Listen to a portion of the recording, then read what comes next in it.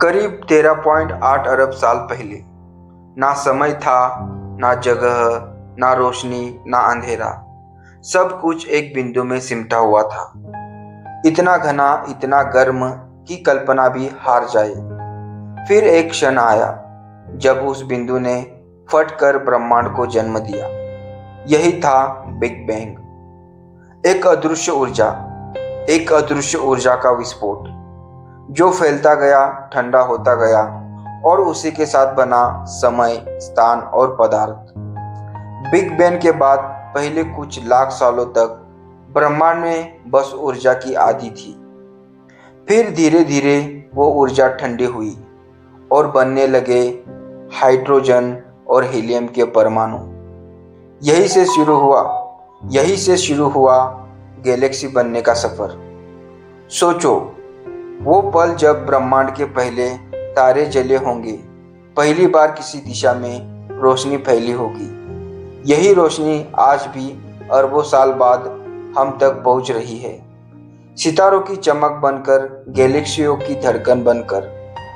Galaxy एक ऐसा शब्द जो सुनते ही हमारे दिमाग में चमकते सितारों की नदी तैर जाती है। लेकिन असल में गैलेक्सी क्या है? एक गैलेक्सी होती है तारों, ग्रहों, गैस, धूल और अदृश्य पदार्थ का विशाल समूह। हर गैलेक्सी अपने भीतर अरबों या खरबों सितारों समेटे रहती है। कुछ गैलेक्सियां छोटी होती हैं, जिनमें कुछ अरब तारे होते हैं, तो कुछ इतनी विशाल कि उनमें 1 ट्रिलियन से भी ज्यादा तारे चमकते हैं। गैलेक्सी को ब्रह्मांड की नगरी कहा जा सकता है, जहां हर तारा एक सूर्य और हर सूर्य के चारों ओर अनगिनत दुनियाएं घूमती है। इस दुनिया में एक दुनिया है हमारा ग्रह पृथ्वी। लेकिन गैलेक्सियां भी एक जैसी नहीं होती। कुछ ऐसे स्पाइरल जैसे घूमते झूले जिनके केंद्र से रोशनी की बाहें फैलती है, जैसे कोई ब्रह्मांडीय नृत्य चल रहा हो।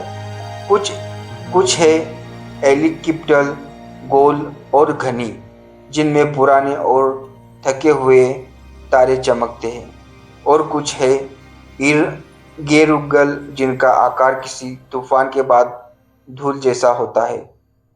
इन सब गैलेक्सियों के बीच फैला है डार्क मैटर, एक रहस्यमय तत्व जिसे हम देख नहीं सकते, पर उसके गुरुत्वाकर्षण से ही गैलेक्सियां जुड़ी रहती है।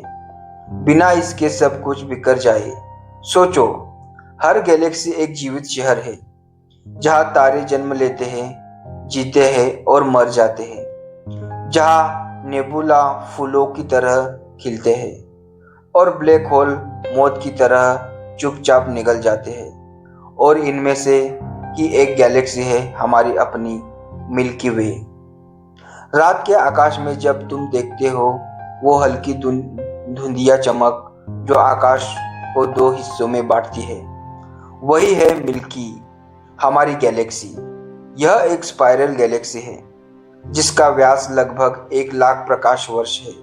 मतलब अगर तुम रोशनी की गति से चलो तो भी एक छोर से दूसरे छोर तक पहुंचने में 1 करोड़ साल लगेंगे। मिल्की वे में लगभग 2 से 400 अरब तारे हैं।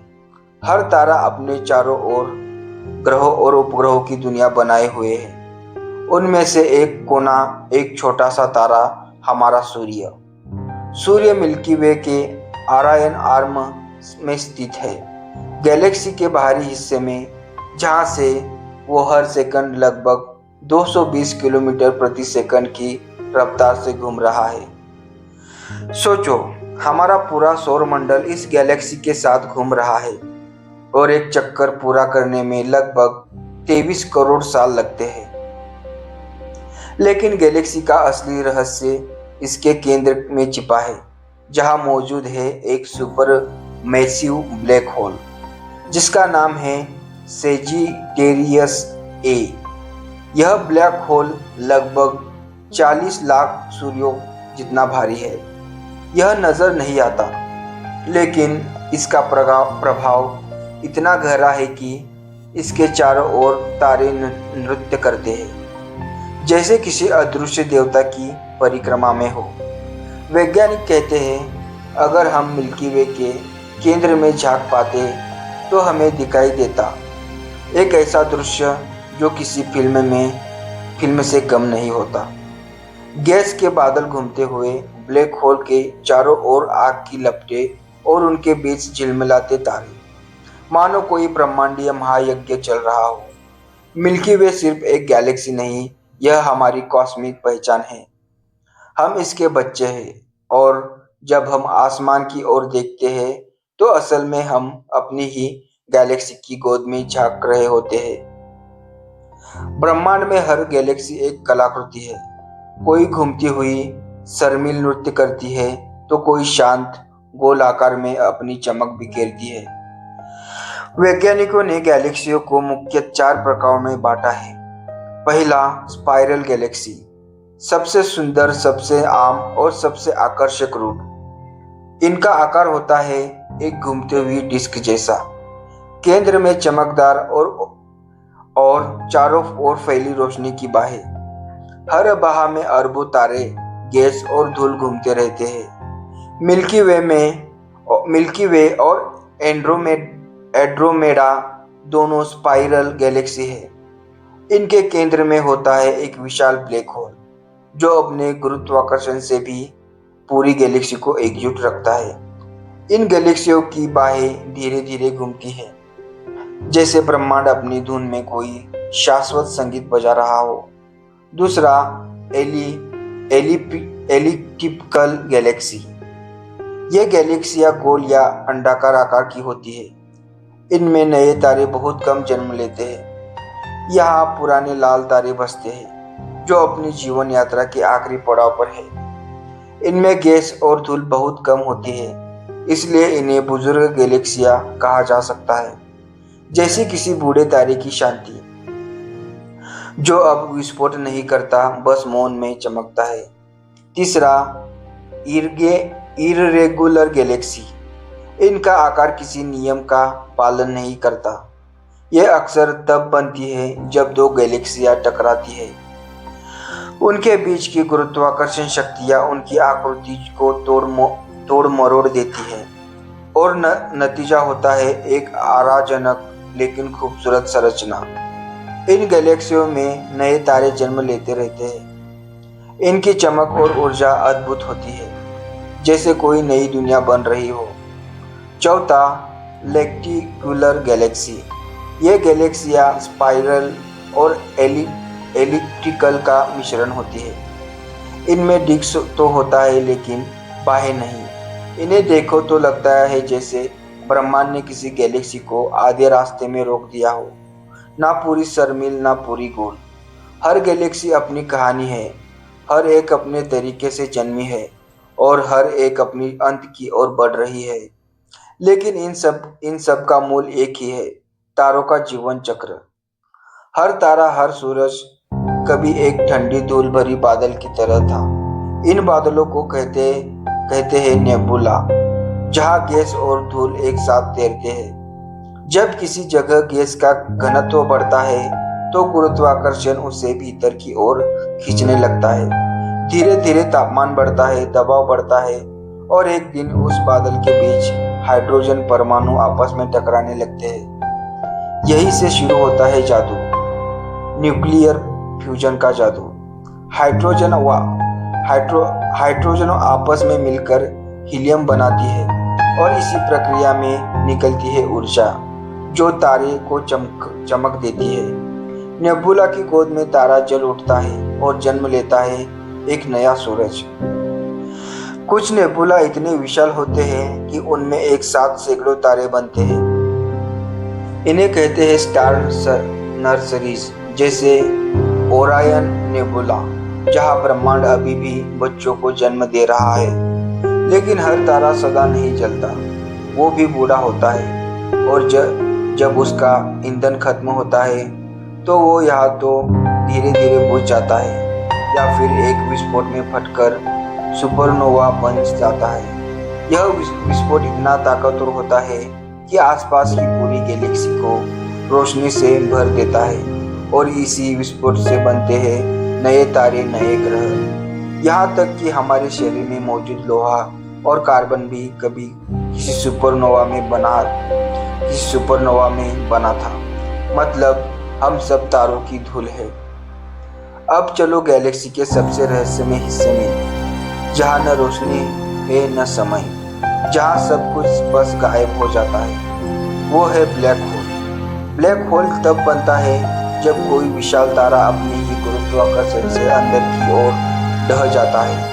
उसका पूरा द्रव्यमान एक बिंदु में सिमट जाता है, जिसे कहते हैं सिंगुलेटरी।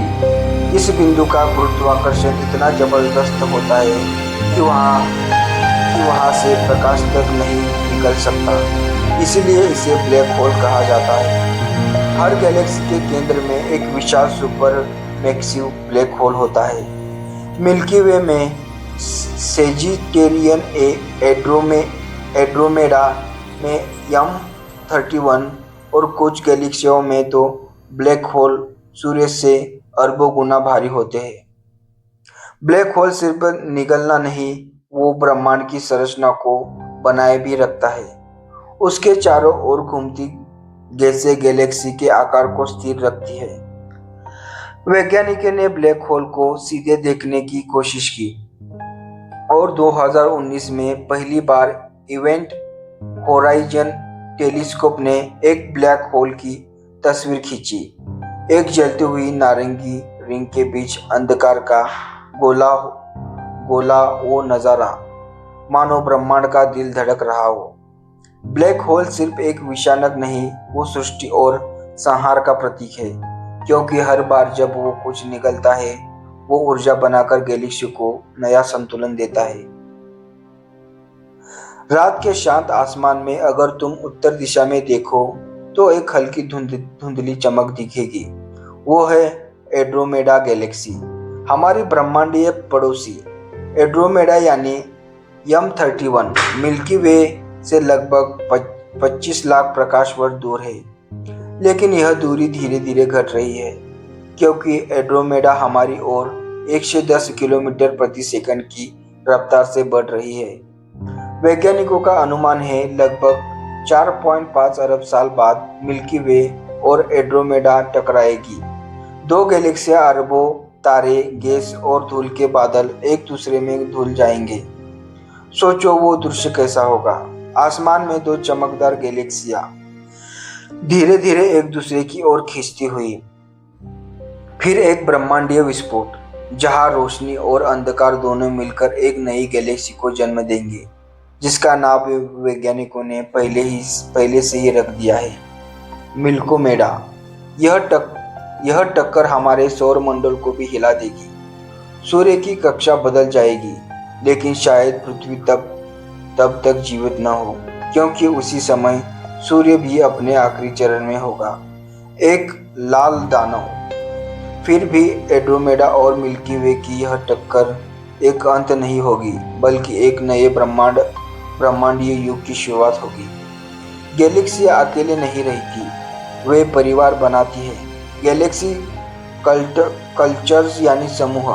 हमारे मिल्की वे, एंड्रोमेडा और लगभग 50 अन्य गैलेक्सियां मिलकर बनाती है एक परिवार, जिसे कहा जाता है लोकल ग्रुप। यह लोकल ग्रुप भी अकेला नहीं, यह एक बड़े समुदाय का हिस्सा है, वर्जो सुपर कल्चर।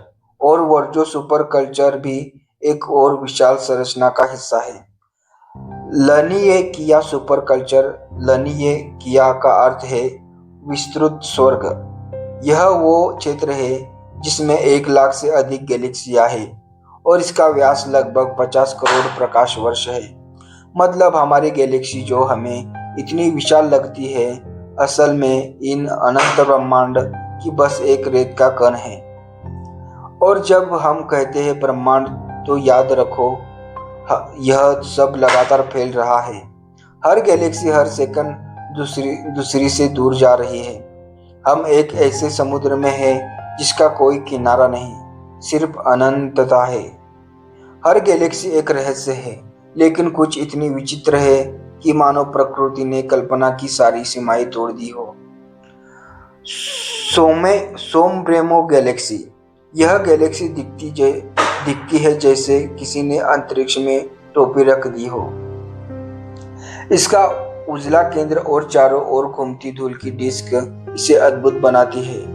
यह इतनी चमकदार है कि दूर से देखने पर ऐसा लगता है कि जैसे कोई देवदूत का प्रभामंडल चमक रहा हो। Whirlpool Galaxy. यह एक परफेक्ट स्पाइरल गैलेक्सी है। इसकी बाहें इतनी स्पष्ट है कि यह किसी चित्रकार की बनाई हुई लगती है। इसके पास एक छोटी गैलेक्सी है जो धीरे धीरे इससे टकरा रही है और यही टक्कर इसके तारे बनाने की प्रक्रिया को तेज करती है। तीसरा, कार्टरविल गैलेक्सी। यह गैलेक्सी सचमुच एक पहिए जैसी लगती है।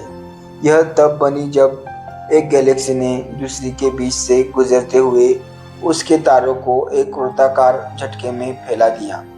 इसका दृश्य इतना दुर्लभ है कि वैज्ञानिक इसे कॉस्मिक रत्न कहते हैं। चौथा, होगा ऑब्जेक्ट। यह गैलेक्सी किसी रहस्य से कम नहीं। बीच में एक गोल केंद्र और उसके चारों ओर एक परिपूर्ण चमकदार रिंग। केंद्र और रिंग के बीच एक अंधकार में खाली स्थान। यह संरचना अब तक किसी नियम से नहीं समझाई जा सकी। हर गैलेक्सी, चाहे वो कैसी भी हो, वो ब्रह्मांड की कला है और हर कला के पीछे एक रहस्य है जो शायद कभी पूरी तरह समझा नहीं जा सके। ब्रह्मांड लगातार फैल रहा है, हर सेकंड, हर दिशा में। लेकिन सवाल यह है, क्या यह हमें हमेशा यूं ही फैलता रहेगा या एक दिन सब खत्म हो जाएगा? वैज्ञानिकों ने 3 संभावनाएं बताई है। पहला, बिग फ्रीज। अगर ब्रह्मांड का फैलाव कभी नहीं रुका तो एक दिन सारी गैलेक्सियां इतनी दूर चली जाएगी कि कोई किसी को देख भी नहीं सकेगा। तारे बुझ जाएंगे, ऊर्जा ठंडी पड़ जाएगी और ब्रह्मांड एक अंधेरे ठंडे सन्नाटे में बदल जाएगा। अगर डार्क एनर्जी की ताकत घट गई तो ब्रह्मांड फैलना छोड़ देगा और सब कुछ वापस सिकुड़ने लगेगा। गैलेक्सी, तारे सब एक दूसरे की ओर चिकेंगे जब तक कि सब कुछ एक बिंदु में सिमट न जाए और शायद फिर एक नया बिग बैंग जन्म ले। तीसरा, बिग रिप। अगर डार्क एनर्जी अनियंत्रित रूप से बढ़ती गई तो एक दिन यह सब कुछ फाड़ देगी। गैलेक्सियां, तारे, ग्रह, यहाँ तक कि परमाणु भी बिखर जाएंगे। ब्रह्मांड अपने ही विस्तार से फट जाएगा। लेकिन इन सब के बीच एक बात सबसे खूबसूरत है। हम इस कहानी के दर्शक हैं। हम जो तारों की धूल से बने हैं, आज उन्हीं तारों की ओर देखकर अपने अस्तित्व को समझने की कोशिश कर रहे हैं। जब तुम अगली बार रात के आकाश में देखो तो याद रखना, वो जो तारे टिमटिमा रहे हैं वो बस आसमानों के नहीं, वो हमारे अपने ब्रह्मांड के दिल की धड़कन है। क्योंकि आखिर में हम सब एक ही चीज से बने हैं, गैलेक्सी की रोशनी, ब्रह्मांड की कहानियां और सृष्टि का अनंत रहस्य। यह ब्रह्मांड कितना विशाल है और हम कितने छोटे, फिर भी हमारे भीतर वही चमक है जो किसी दूर तारे में जलती है। क्योंकि हम ब्रह्मांड को नहीं देख रहे, हम खुद को देख रहे हैं उस अनंत रोशनी में।